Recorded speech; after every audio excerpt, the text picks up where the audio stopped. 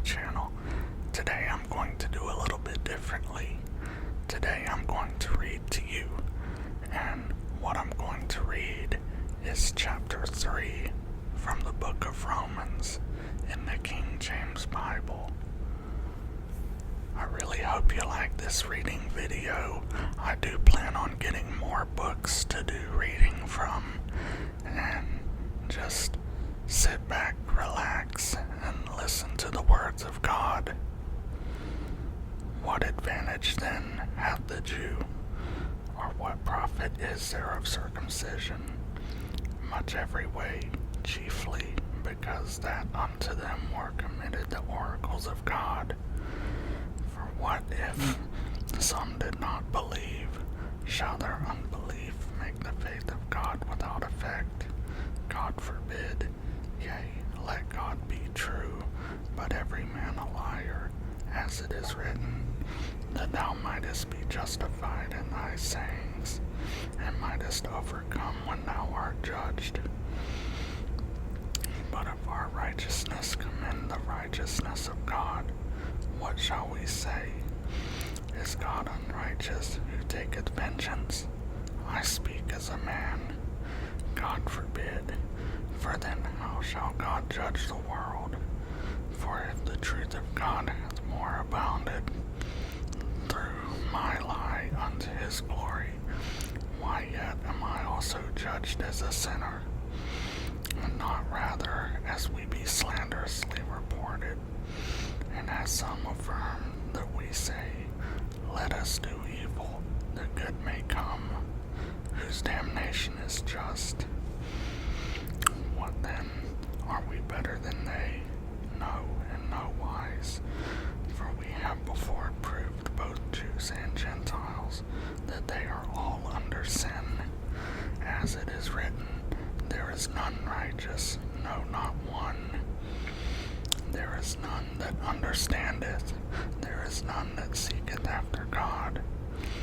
They are all gone out of the way, they are together become unprofitable.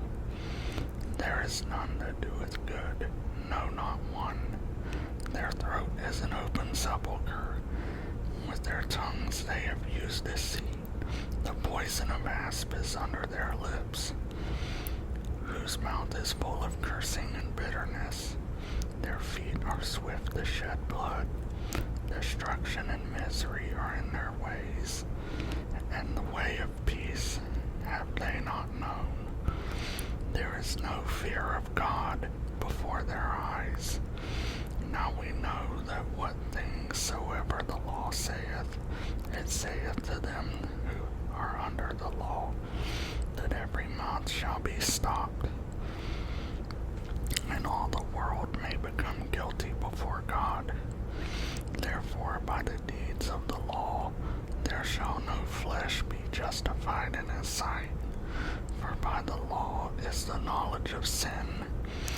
But now the righteousness of God without the law is manifested, being witnessed by the law and the prophets, even the righteousness of God which is by faith of Jesus Christ, unto all and upon all them that believe, for there is no difference.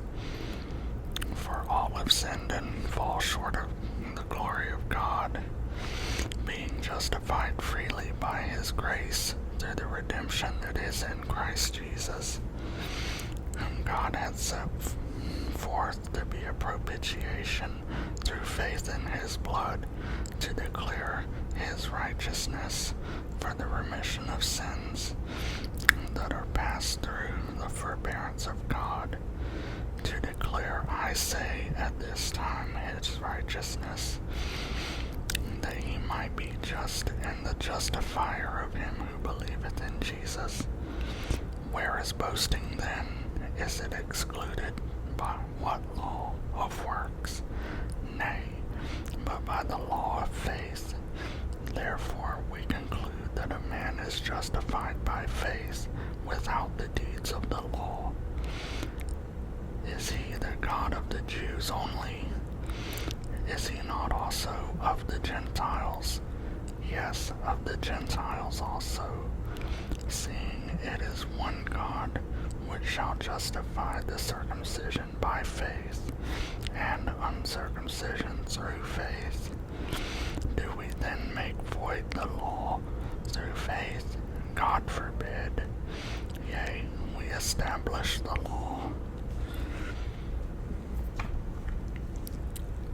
The reason that I decided to do that reading today is I'm actually in my first year of seminary school to become a pastor, and I thought that that would be a very good sort of first reading.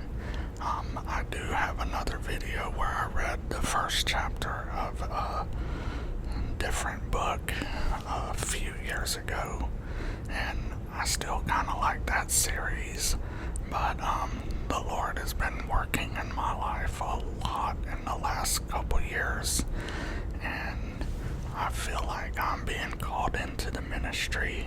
So let me know what you think about this reading, and if you want to hear more readings. Thank you for watching. Have a great day, and I'll see you in the next video.